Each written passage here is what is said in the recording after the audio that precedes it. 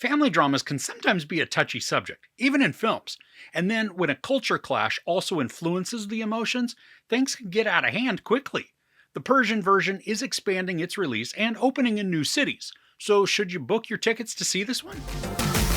Coming from two countries at odds with each other, Iranian-American Leila strives to find balance and embrace her opposing cultures, while boldly challenging the labels society is so quick to project upon her.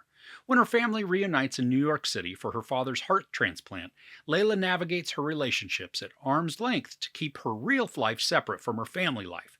However, when her secret is unceremoniously revealed, so are the distinct parallels between her life and that of her mother.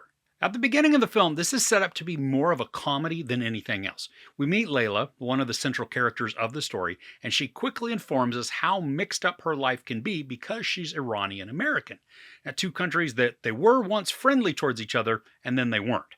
Layla, she breaks the fourth wall and then speaks to us, also creating a sense of levity and familiarity since she's addressing the audience directly. Now, we're given an overview of her very large family, showing how she's the only daughter in a family of 9 siblings. We're given a quick intro to her brothers, but never given enough information so that they become hugely integral to the story. The main point of the story is Layla, her lifestyle, and her relationship with her mom. That dynamic, it's often tense and strained, leaving Layla to consistently feel like she's falling short of her mom's expectations. She then struggles with seeing herself as a disappointment, attributing any failure to reinforcement of what must be the truth. Now, the quirkiness and the lighthearted moments in the beginning of the movie, they don't last the entire way through. So the presentation feels almost like it's two different types of story that we get. It's not because we get some drama that's intermixed with the humor at the start. That helps grow tension and it keeps the storytelling interesting. But there is a distinct shift in the narrative that takes us on a path that is much more serious and dour. Now, the story takes us on a flashback that lasts much longer than I'd expect. We get to see Layla's mom as she's a young woman and newly married. And while I understand why we get an extensive flashback, this tangent doesn't need to take as much time as it does. Some of her background, it's a wonderful foundation, and it explains some of her personality, but there's an inordinate amount of time spent with her past, almost making me forget which story the movie is really about. And don't get me wrong, I appreciate the development that we receive because it helps to answer questions relating to behaviors in the present, giving us insight into experiences and decisions that led the family to where they are now. I think had this not taken such a chunk of time to go through, and the shift in storytelling and tone didn't feel so abrupt and tangential, this would be a very touching and poignant addition to the arc between Layla and her mom. They have a powerful dynamic. It's mostly not positive interactions, but their words and looks are palpable and filled with tangible feelings.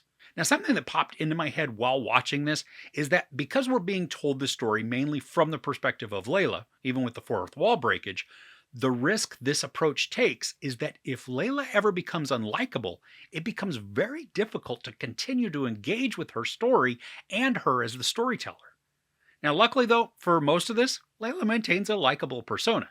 She can be grating and mean at times, but it doesn't last, so she doesn't ever take on the role of antagonist. She's just sometimes a bit of a brat.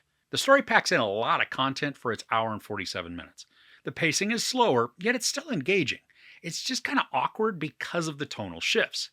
But then with the inclusion of a lot of the story content, characters and storylines, they begin to feel thin and underdeveloped. I think what have made this a tighter and more streamlined tale is to cut back on some of the external side quests of the story, meaning that moments with the background characters, they could have been greatly reduced or even cut completely to then provide a clearer focus on Layla, her mom, and some of the concerns that they're working through. Despite some of the drawbacks within the choice of storytelling, this ends on an extremely touching note that redeems a lot of the narrative. I appreciate too that we get to witness a growth arc with Layla throughout the film. As she's being told a story by her grandmother, a new appreciation and perspective are open to her. And thankfully, instead of becoming closed off to these opportunities, Layla embraces the lessons and applies them, making her a more mature and endearing character.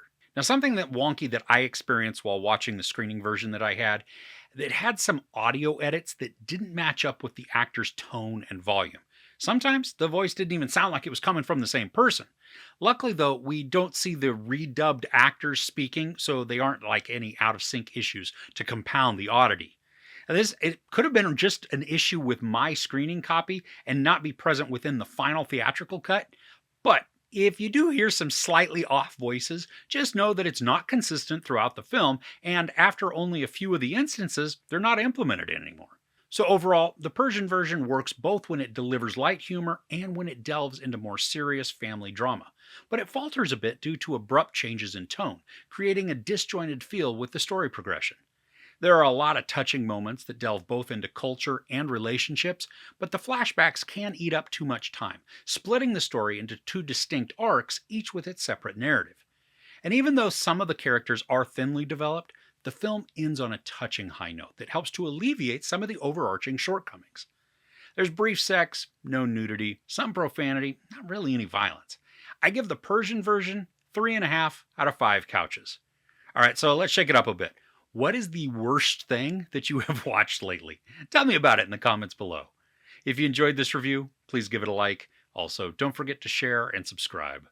I'm Chris. This is Movies and Munchies. Thanks for couching with me.